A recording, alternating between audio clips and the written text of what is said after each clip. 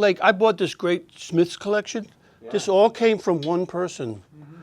It was actually at your. Oh, it was at the Lexington. It was Kentucky. Yes, I know the dude. And he, did you hear how he got the collection? No, I don't know.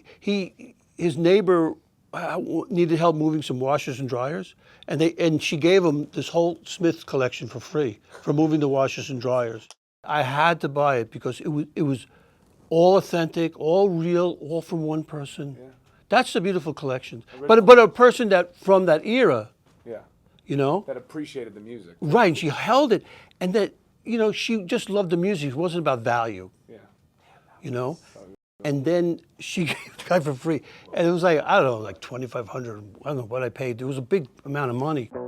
I'm excited to see this personal collection of Richard. It's 40 years in the making. Yeah, legitimately 40 years in the making. There he is. Hello, sir. Hello. The homeland. The heat's all in here.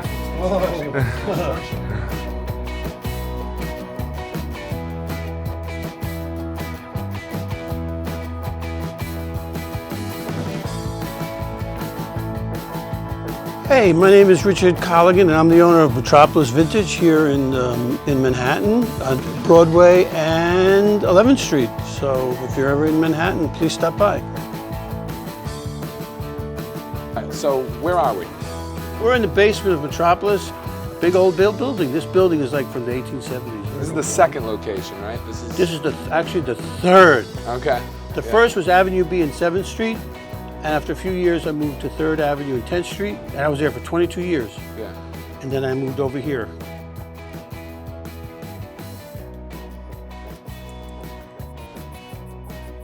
This sign is my original sign from my first store on Avenue B and 7th Street. And this was a deaf sign painter. He was deaf, he couldn't hear anything. He would go around the neighborhood. And I don't know if he's around anymore. And he would always paint the signs around the neighborhood. He painted this too. This is my signboard. That's from 1990, 35 years ago. So cool. I love that you kept them and, nice and broken in condition. Yeah. We've had this logo since the early 90s, and then I got to know John Holstrom, who was the Punk magazine founder and creator. And he's a cartoonist, and then he redesigned the logo, and we did this. And he, did a lot of work for the Ramones, Rocket to Russia, and Road to Ruin album cover. And then we copied the old, was the old Mickey Mouse shirt? Yeah, I think so, yeah. Right. So cool.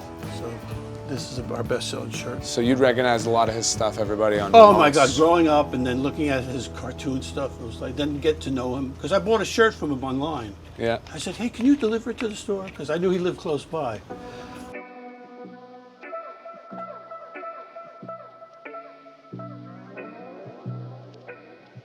When did the t-shirt thing become All right. Because that's T-shirts pretty did much not why we're sell standing whatsoever 1980s into the 90s. There was next to nothing. People would buy like the 40s, 50s, 60s, into the 70s a little bit because it was 100% cotton, nice print. They bought the military prints and whatnot. Nice old prints, very simple, So that sold. So when I would buy and sell those, hey, this was early 90s. Oh, this 80s stuff looks kind of neat. And I had a store, Avenue B, 10th Street, Avenue B, 7th Street. So I took all, I used to save up these other 80s shirts. They were so cute, This is before. So I put them on the rack, and I put them up like $7. I forget a lot of things. I remember this one. This girl came in, and it was this pink shirt. She looks at it. $7. Threw it back and I walked out, right? The very next day, came in, boom. So it hit me. Oh shit! These shirts are going to be, there's something that sparks it. I could never forget that. She get so angry. She threw it back. She came back the next day. There's something psychological about whatever the print is, like whatever, you know, Phenomenal Woman of Soul. Something like people, they start to think about it. It's just, there's something about like memories, like, because she was probably a young girl in the early 80s when the shirt was made. There's something that's connecting with her. And it's the memory. Even if they don't know it.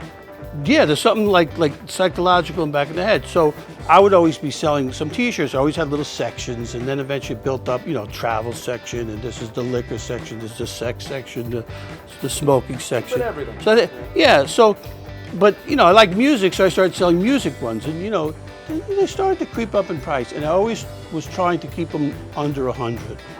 You know, people would come in, you know, how much is that? $70. Oh, you know, that's really punk of you. I'll never forget. You had like some hardcore shirt. You know, a guy, you know, some skinhead would come in. How much? Oh, how much is that? You know, $70. Oh, very punk of you. You know. Probably the most valuable piece was an older lady who came into the old store, and she says, "Oh, I went to England in '77. I have this Sex Pistol shirt. Do you want to buy it?" I said, "Yeah, bring it in."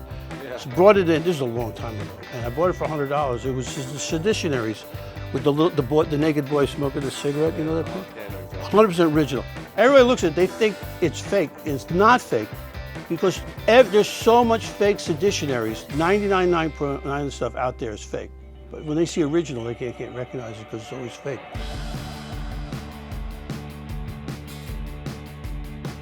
There was a club out in Long Island called Sundance, way out in Long Island, and it was in an isolated area.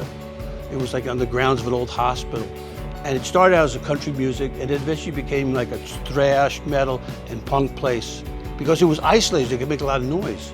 So the owner of the club was an old music guy, but every time a band would come through, he would demand that they have to give him one t-shirt. So he was like a hoarder. He was an old man, and he had a house, you know, in Long Island. And eventually, he's old, he's like getting into his 90s.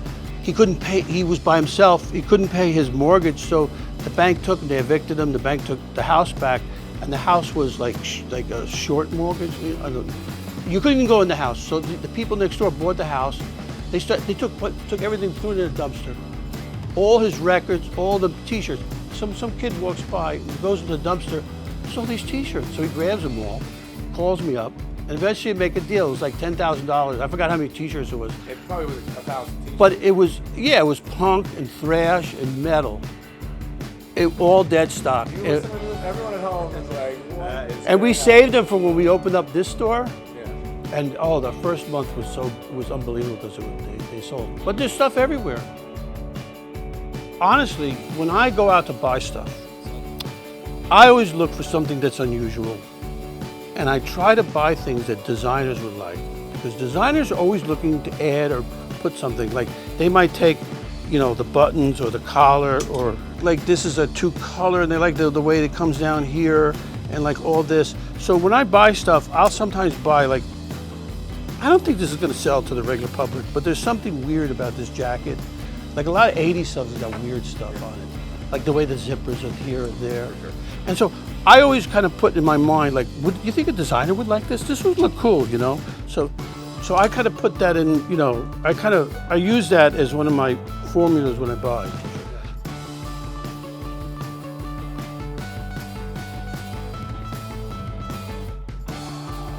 I think with music stuff or whatever it is, you're holding like sometimes a memory, or like let's say if you're an Iggy Pop fan or whatever, like I mean, who is? Oh yeah, I mean it's probably his last couple of shows, but it's like, oh, I have part of that. Like your own, that's an experience or that era. You know, like just like these really crazy guys are into like, you know, early 70s or early punk stuff. And these guys are fanatical. Look at that Fishy guy, you know, he's like unbelievable. There's a whole crew of those people. But they never lived through that era. They're not really going for a memory. They're kind of like, that was such a good era. I want to own part of that. So it's like owning something that was from the past, you know? It's memories, you know?